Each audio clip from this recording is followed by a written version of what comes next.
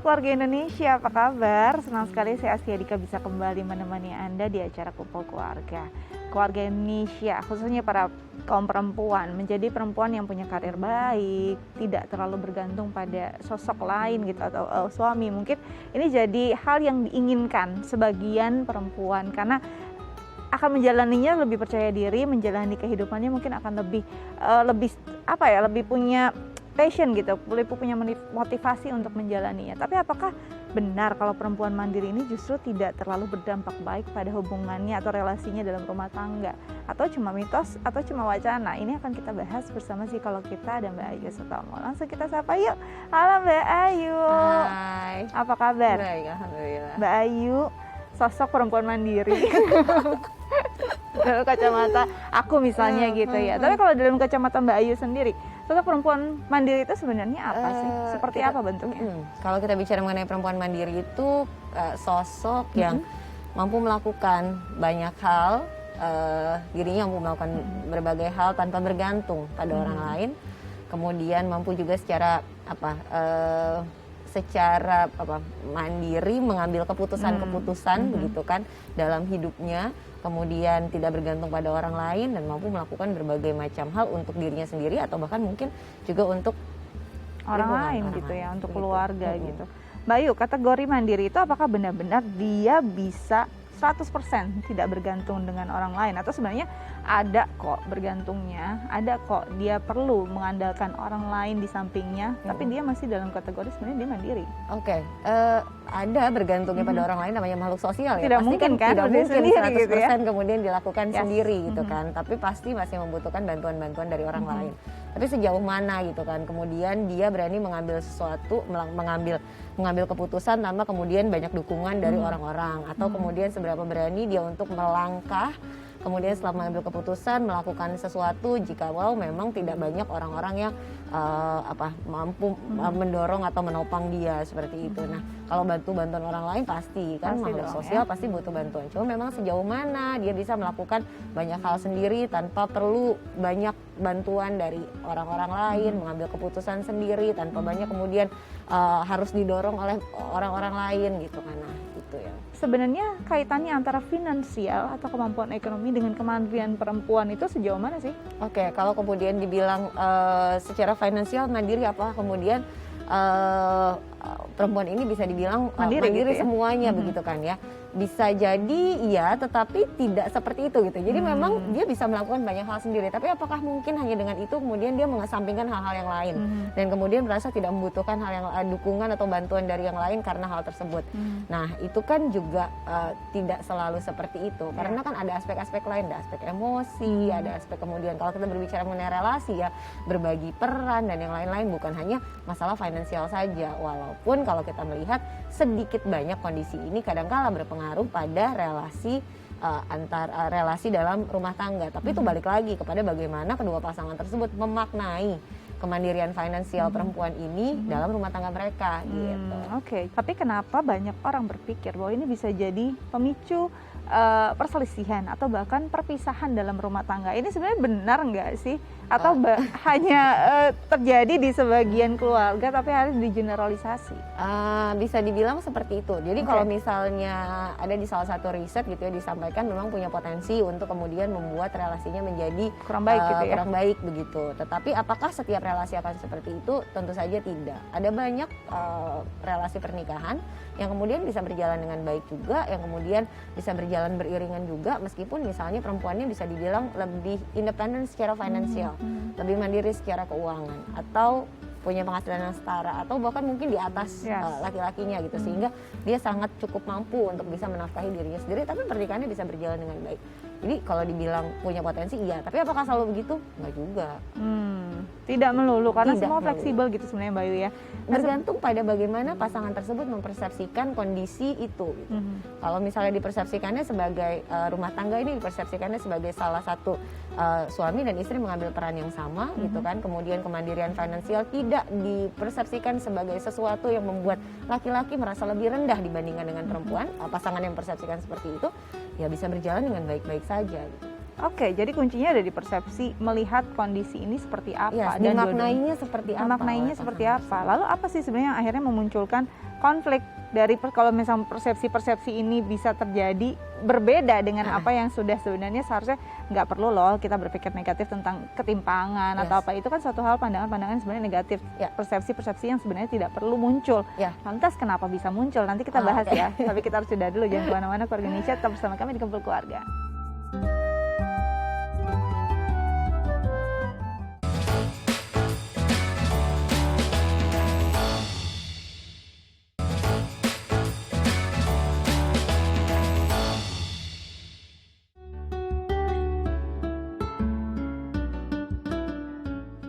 Ya, Keluarga Indonesia masih bersama kami di Kumpul Keluarga, masih membahas tentang perempuan mandiri. Kita akan coba ngobrol dengan salah satu ibu yang juga seorang pekerja. Kita akan ngobrol, mungkin dia bisa share pengalamannya tentang tema kita hari ini. Ada Ibu Angel. Halo Ibu Angel, apa kabar Ibu? Halo, baik Bu. Oke. Hari ini di Kumpul Keluarga kita bahas tentang perempuan mandiri. Kalau dari Ibu Angel sendiri, perempuan mandiri itu seperti apa sih sosoknya? Kalau menurut saya sih yang pastinya dia mampu ya mencapai menggapai cita-citanya gitu ya. Tapi tanpa mengesampingkan tugas-tugas sebagai ibu rumah tangga, sebagai istri, dan sebagai ibu juga dari anak-anak gitu loh. Jadi dia pasti secara mandiri, udah mandiri secara finansial juga ya kan. Nah, jadi bisa membantu keluarga, membantu suami gitu. Biasanya suami saat masuk ke dunia pernikahan, rumah tangga, ada sebagian yang akhirnya memutuskan untuk kamu nggak usah kerja deh, urus anak-anak aja. Kalau saat itu sendiri dengan suami, kalau boleh ditanyakan, supportnya seperti apa untuk bisa tetap mengizinkan ibu bekerja? Sebenarnya sih dari awal sih, sebelum saya kayak melanjutkan pernikahan sih, kita ada pembicaraan sih. Kalau maksudnya saya habis menikah tetap ada komitmen loh, mau tetap kerja gitu loh. Jadi nggak semata-mata nanti habis menikah terus rumah tangga, jadi istri atau ibu. Tapi saya tetap mau bekerja, dalam arti kata kerja apapun itu, tapi tanpa meninggalkan saya posisi sebagai ibu dan istri gitu loh. Ya kebetulan suami juga mendukung gitu loh. Oh kalau kamu tetap mau bekerja dan mencapai cita-citanya, ada impian yang harus mau dicapai gitu, seperti itu. Jadi emang harus ada komunikasi di awal dulu sih menurut saya sih. Komunikasi di awal, bahkan sebelum pernikahan ya. Ini sejauh mana pentingnya saat dikomunikasikan di awal, terutama untuk hal-hal yang semacam ini. Kadang-kadang suami punya alasan sendiri kenapa istrinya nggak boleh bekerja, karena mungkin dia lebih percaya kalau anaknya diurus oleh istrinya, atau lebih nyaman kalau misalnya semua urusan rumah tangga dilakukan oleh istrinya. Apa yang bisa dilakukan istri, mungkin yang calon istri, untuk bisa meyakinkan suami bahwa saya bisa kok tetap menjalankan ini secara berbarengan, tapi saya tetap bekerja? Kalau kemudian masih dalam proses perkenalan begitu kan ya, memang paling tepatnya adalah hal ini dibicarakan. Jadi benar-benar dibicarakan di depan sebelum pernikahan itu terjadi. Sampaikan bahwa saya masih punya impian-impian apa, kamu punya impian apa. Karena sebetulnya pernikahan yang sehat itu kan bukannya mengkerdilkan yang satu membesarkan yang lain, tetapi membuat dua-duanya bertumbuh bersama menjadi individu yang ya lebih hebat, saling mendukung satu sama lain, tanpa kemudian membuat yang satu lebih kecil dari yang lainnya gitu. Yang harus hati-hati agar tidak menjadi konflik adalah ketika di awal itu sudah tidak ketemu gitu, value itu tidak ketemu, karena kelihatannya sederhana atau dia bilang oh ya kita lihat saja nanti gitu, tapi ini adalah sebetulnya fundamental. Kenapa? Karena banyak konflik bermula dari sini. Sebaiknya memang dibicarakan di awal gitu. Maunya seperti apa, ini value besar di rumah tangga, termasuk salah satu value besar di rumah tangga. Kalau tadi kita mungkin harus menyepakati dengan pasangan itu paling penting gitu ya. Tapi saat menikah kan nggak cuma dengan pasangan nih, ada keluarganya juga nih. Mungkin bisa nggak ini diubahkan, maksudnya bukan mengubah, membuat persepsi yang sama antara sepasang saja sih repot kan gitu. Apalagi dengan mungkin orang tuanya saat melihat kita, mungkin karena di pola asuh lamanya memang si ibu menjadi full mom gitu ya di rumah. Saat menantunya bekerja, ada sedikit-sedikit mungkin masukan yang kayak baiknya kamu di rumah. Apa yang harus dilakukan perempuan saat menghadapi kondisi semacam ini? Jelas yang harus hal tersebut harus dibicarakan dengan siapa? Dengan pasangan kita. Tetap dengan pasangan dulu ya. Kita, karena bagaimanapun yang menjalani rumah tangga itu adalah dua orang yang ada dalam satu biduk rumah tangga. Kemudian ada permasalahan baik susah, mudah, sulit, itu dihadapinya berdua dulu. Ketika memang sudah satu suara, kemudian tinggal mencari strategi untuk menyampaikan. Karena kadang-kala ibu mertua juga menyampaikan sesuatu dengan pertimbangan-pertimbangan tertentu ya. Karena mungkin beliau juga punya perspektif yang berbeda, yang mungkin perspektifnya dulu relevan, sekarang sudah tidak relevan lagi. Hal-hal tersebut masih mampu nggak untuk kita siasati sebagai pasangan. Kemudian berbenah diri juga, oh mungkin ada benarnya juga ya apa kata orang tua. Kalau memang ada benarnya berarti ada yang mesti ditambal ya, ada yang mesti diperbaiki ya terhadap saya gitu kan. Ya terbuka dengan segala masukan-masukan, tetapi bukan berarti kemudian mengambil jarak, oh ya berarti nggak boleh gitu, atau malah justru sangat-sangat tidak menerima gitu, karena kan sebetulnya biasanya ada alasannya, bisa cukup untuk kita kelola atau tidak, dan kedua pasangan ini bagaimana mensiasatinya begitu. Oke, Ibu Angel, selama ibu bekerja pasti memang harus berbagi peran. Ada peran ibu di rumah sebagai ibu, sebagai istri dengan segala macam dilemanya gitu ya, problematika rumah tangga. Tapi juga harus menjadi seorang pekerja. Ini kan skala prioritasnya sebenarnya bisa dibilang hampir sama gitu ya. Mana dulu yang harus dilakukan? Saya juga begitu penting posisinya di tempat bekerja, tapi juga tidak kalah penting, bahkan sangat penting dalam rumah tangga atau keluarga. Biasanya ibu membagi kondisi ini seperti apa sih? Sebenarnya sih emang sih nggak mudah ya pas kita mau memutuskan menjalankan ini semua ya. Itu balik lagi kalau kita punya komitmennya, harusnya kita pasti bisa. Cuman emang pastinya satu yang terutama sih kita harus bisa membagi waktu ya kan, antara keluarga, antara pekerjaan, itu yang penting, sama dengan suami ya kan. Jadi ketika dulu saya pernah ada kerjaan di Sabtu Minggu, ya saya usahakan saya nggak mau kerjaan Sabtu Minggu, karena Sabtu Minggu itu benar-benar saya waktu kayak bersama keluarga gitu, bersama anak-anak gitu loh. Jadi emang kerja saya itu Senin sampai Jumat misalkan ya kan, itu salah satunya.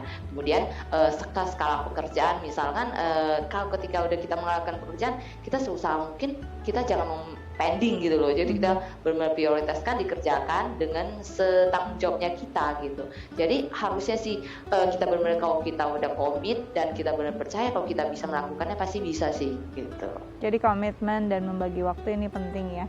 Ibu Angel, ada wacana bahwa kalau kita menjadi wanita yang begitu mandiri, ini bisa jadi konflik dalam rumah tangga. Mungkin ada rasa suami merasa jadi terlalu setara, atau justru kita lebih di atas suami, yang notabene sebenarnya suami adalah kepala rumah tangga. Apa yang Ibu Angel lakukan selama pernikahan ini yang membuat suami tetap merasa nyaman, walaupun ibu juga sebenarnya mandiri dalam pekerjaan, tidak bergantung banyak hal pada suami? Apa komunikasi semacam apa yang dibangun agar bisa tetap nyaman dalam rumah tangga? Saya pastinya sih tetap ini ya, biarpun saya bekerja dan punya pekerjaan sendiri, mandiri, tapi tidak mengesampingkan juga untuk tetap minta pendapat dari suami gitu loh. Karena kita menghormati suami sebagai kepala keluarga kan. Jadi misalkan untuk masalah anak-anak atau apapun itu, tetap diskusi atau apapun, memutuskan apapun itu, tetap kita bertanya dulu kepada suami gitu loh. Jadi nggak mengesampingkan serta-merta kalau kita sudah mandiri, ya udah deh kita nggak usah nanya suami lagi deh, kita udah mandiri kok, kita lebih ini deh, enggak gitu. Tetap jangan sampai egonya kita seperti itu gitu, tapi tetap supaya kelihatan setara gitu loh. Jadi sama suami tetap gitu, jika seperti saya cerita soal pekerjaan atau apapun itu, ya tetap ada diskus dan musyawarah gitu di antara kita berdua gitu. Bahkan kadang kita melibatkan anak-anak juga. Wah, seru banget ya kalau hubungannya yang dibangun tuh relasi semacam ini ya Mbak Ayu ya. Oke, Ibu Angel, di sini ada psikolog kita, ada Mbak Ayu Sutomo. Mungkin ada yang ingin Ibu tanyakan terkait tema kita hari ini. Silakan. Mungkin saya mau tanya gini sih Bu, jadi kalau misalkan kadang kita kan merasa pasti ada jenuh-jenuhnya ya, mungkin kadang kita merasa kesibukannya terlalu padat gitu. Ada kiat-kiat tips nggak sih buat kalau para ibu mandiri supaya tetap balik lagi, wah kita harus semangat loh gini atau gimana, ada tips khusus nggak Bu ini? Oke, tipsnya ya untuk ibu yang bekerja sama ini kan juga lelah juga ya secara fisik dan mental. Iya betul-betul. Karena kan perannya banyak sekali gitu kan ya, yang harus dilakukan dalam keluarga dan rumah tangga dalam pekerjaan. Untuk tetap menjaga semangat, satu, tetap sisihkan waktu untuk diri sendiri. Jadi artinya self care-nya itu harus tetap dilakukan. Kenapa? Karena ketika kita cukup untuk diri kita gitu kan, kita merasa cukup untuk diri kita, maka kita baru bisa siap hadir untuk orang-orang yang membutuhkan kita. Artinya adalah supaya kita bisa cukup dengan diri kita, berarti jangan lupa untuk lakukan hal-hal yang menurut kita itu ya menyenangkan. Me time-nya harus jalan, self care-nya juga jalan, lakukan apa yang kita suka. Setiap hari ada waktu-waktu treatment yang kita sediakan untuk diri kita sendiri sehingga kita cukup baik terkoneksi dengan diri sendiri. Karena hanya individu yang terkoneksi baik dengan dirinya yang siap untuk kemudian hadir penuh dengan lingkungannya. Kalau misalnya kita sendiri aja ngerasanya nggak mood, nggak nyaman gitu, gimana kemudian kita bisa hadir untuk banyak hal yang memang membutuhkan kita. Nah, supaya kita bisa penuh, ya itu tadi waktu me time-nya jangan lupa. Kalau emang ngerasa capek ya butuh waktu istirahat ya beristirahat. Intinya kebutuhan itu esensial buat ibu yang menjalani banyak peran ini gitu. Wah, luar biasa. Mudah-mudahan ini bisa diterapkan nih Ibu Angel di rumah ya. Iya betul, biar bagus fresh sekali terus ya. jadi Iya, ibu yang harus ada me mandiri. time ya. Yes, me time itu penting. Oke, Ibu Angel terima kasih banyak sudah berbagi Oke. bersama kami di Kumpul Keluarga. Terima kasih. Sampai jumpa. Bye. Ya, dadah. Oke, seru sebenarnya memang butuh me time sih. Kita dengan menjadi ibu mandi itu banyak banget kan yang harus dibagi perannya dalam satu tubuh dan satu jiwa ini. Nanti kita akan bahas lebih jauh lagi, tapi kita sudah dulu ya Mbak Yu ya. Keorganisasi jangan kemana-mana, tetap bersama kami di Kumpul Keluarga.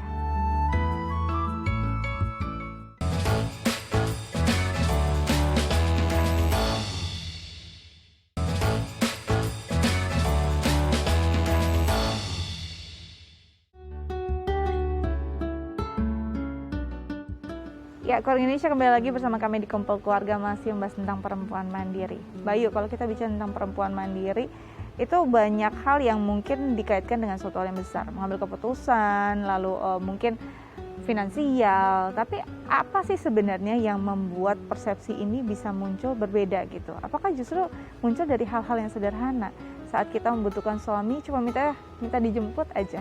Ini kan hal yang sederhana. Saat kita merasa kita mandiri, enggak, saya bisa melakukan itu sendiri. Sebenarnya kita maksudnya nggak mau merepotkan, tapi akhirnya suami merasa tidak diandalkan. Gimana nih Mbak Yu? Beda persepsi ya, Beda jadi seperti persepsi. itu. Sebetulnya itulah makanya pentingnya untuk kemudian senantiasa menyelaraskan persepsi kita dengan pasangan. Karena kan love language orang beda-beda.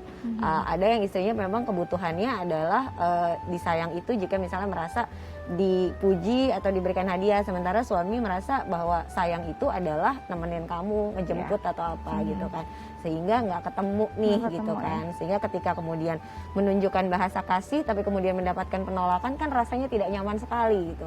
Dan ketika itu terjadi berulang-ulang rasanya kan kok tidak dihargai, akhirnya berpotensi menjadi sebuah konflik, padahal mungkin persepsinya istri bukan seperti itu gitu, atau bahkan mungkin persepsinya bukan seperti itu dan mengharapkan disayang dengan cara yang berbeda lagi, tetapi tidak didapatkan itu dari pasangannya.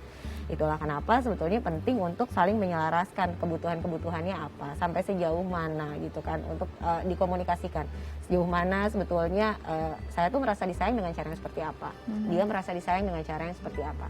Kalau dijemput sebetulnya nyaman gak sih buat saya? Kalaupun memang ternyata itu bahasa kasihnya, mungkin gak kita ngerasa oh ya kalau dijemput setiap hari mungkin gak nyaman, tapi kalau seminggu 2 atau 3 kali it's really okay lah gitu kan, nice dan ya. ketemu gitu di tengah-tengahnya. Sebenarnya itu gitu ya. Jadi perlu dievaluasi terus sebenarnya hubungan itu ya Mbak Yu ya. Harus. Mbak Yu, kalau misalnya dengan kondisi yang berbeda, mungkin kondisi yang sudah jadi single parent, perempuan yang sudah menjalani hidupnya menjadi single mom, ini kan mulai banyak hal yang akhirnya dilakukan sendiri peran-perannya, lalu mulai nyaman nih dengan kondisi ini, akhirnya dia enggan atau sepertinya saya nggak butuh lagi nih menikah. Ini kan bisa terjadi juga saat orang sudah mungkin kalau dalam satu pernikahan dia belum merasakan punya peran itu sendiri, tapi saat sudah merasakan kayaknya saya senang nih dalam zona aman ini.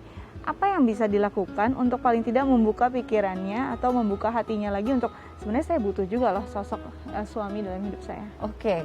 Kalau individunya merasa bahwa ya memang sudah nyaman dengan kondisi ini gitu kan, itu kan bukan sesuatu yang bisa kita paksakan untuk oh kamu harus bersama dengan orang lain gitu kan, karena kan semua berbalik kepada masing-masing individunya gitu. Tetapi kalau misalnya ternyata oh ya mau mulai mencoba untuk kemudian membuka lembaran baru dengan orang yang baru, tapi kemarin-kemarin mungkin problemnya adalah di saya terlalu banyak atau mengambil keputusan, mengambil alih apa-apa sendiri. Ketika bagusnya ketika itu sudah disadari, artinya kan mau berbenah gitu kan. Kemudian berbenahnya itu bagaimana gitu kan. Nah sebetulnya kalau misal memang yang sampai menjadi demikian konflik gitu kan ya, berbenah ke dalam diri sebetulnya bisa kita lakukan dengan melakukan introspeksi. Sebetulnya kenapa sih saya merasa harus menjadi demikian mandiri yang pada akhirnya mungkin keterusan dan kemudian akhirnya justru menjadi konflik karena kan harusnya dibalancing gitu kan. Nah hal-hal apa, motif apa atau value apa yang saya pegang, ada hal nggak yang terjadi di saya yang dulu sehingga membuat saya berpikir bahwa oh perempuan harus mandiri, perempuan harus bisa ini, sehingga pada akhirnya melupakan keberadaan pasangannya. Nah ketika isu itu sudah disadari, coba kemudian dipahami value yang kita pegang dari isu tersebut apakah masih bisa kita pegang sampai sekarang. Kalau misalnya ternyata tidak tepat, mulai yuk, kalau tadinya misalnya levelnya 10 diturunin lah ke bawah sedikit dalam bentuk implementasi. Oh kalau dulu misalnya apa-apa harus mengambil keputusan udahlah sendiri aja, sekarang mulai mencoba untuk membagi ruang kepada pasangan atau calon pasangan. Pendapatmu gimana? Pendapatmu seperti apa gitu. Di samping juga kemudian belajar dari relasi yang sebelumnya, gagalnya di mana, apa yang perlu untuk diperbaiki seperti itu. Oke. Nah, kalau tadi kasusnya ini banyak sekali sebenarnya plot-plot perempuan ya, bentuk apa sosok-sosok perempuan yang sebenarnya mandiri dengan kondisinya macam-macam gitu. Kalau tadi memang sudah mungkin dalam satu pernikahan atau pernah gagal dalam pernikahan, ada juga yang belum menikah dengan karir sebegitu baiknya, akhirnya dia nyaman dalam kondisi itu. Nah, hal-hal yang semacam ini kadang jadi kondisi yang sulit juga untuk dia dalam keluarganya karena punya tuntutan. Nah, apa yang harus dilakukan keluarga ataupun harus apa yang dilakukan dia menjelaskan pada keluarga untuk dihargai kondisinya? Oke, karena banyak tuntutan ya. Oh, udah ini, udah itu, terus kapan gitu. Itu kata kapan tuh kayaknya menakutkan ya. Oke, nggak apa-apa sih sebenarnya itu sangat wajar sekali, apalagi terjadi di Indonesia gitu kan, di mana sebenarnya kita hidup tuh banyak keluarga besar yang kemudian tanya ini itu segala macam. Lalu jawabnya harus seperti apa gitu kan? Ya kalau misalnya kita memang merasa jawaban yang paling netral adalah doakan ya, gitu kan. Iya doakan ya, gitu. Itu adalah jawaban yang paling netral. Ya doakan ya supaya bisa segera. Itu sebenarnya adalah jawaban yang paling netral untuk kemudian disampaikan kepada orang yang mungkin relasinya mungkin nggak terlalu dekat, tapi kadang-kala kan pressure datang dari keluarga yang paling dekat, ibu, ayah gitu kan, yang memang perlu mungkin penjelasan. Kalau memang relasinya dengan yang demikian dekat begitu, mungkin bisa disampaikan juga. Kenapa sebetulnya kita memilih atau kita memilih untuk menjalani yang seperti ini gitu kan? Karena sebetulnya kan bukannya mungkin benar-benar tidak mau gitu kan, tapi bisa juga sedang menunggu orang yang memang setara, yang mampu untuk memahami dia, yang mampu untuk kemudian mendukung dia mengejar semua mimpi-mimpinya. Ya belum ketemu aja, kalau itu boleh dijelaskan seperti itu, nggak apa-apa. Orang tua ya dengan bahasa tentunya yang bisa lebih dimengerti orang tua, yang lebih halus, lebih bisa dipahami gitu. Oke, jadi sebenarnya didoakan saja. Didoakan saja, itu paling aman kan? Itu paling aman. Oke Mbak Ayu, terima kasih banyak loh sudah berbagi bersama kami di Kumpul Keluarga. Semoga Keluarga Indonesia di Rumah bisa jadi perempuan-perempuan mandiri yang juga bisa jadi perempuan yang berdikari di keluarganya juga. Amin. Ya. Amin. Nah, Keluarga Indonesia, gimana semua tips dari Mbak Ayu sudah dicatat, semoga berguna ya untuk keluarga kita di rumah. Saya Astia Dika pamit undur diri, jangan lupa untuk menerapkan protokol kesehatan 5M. Sampai jumpa.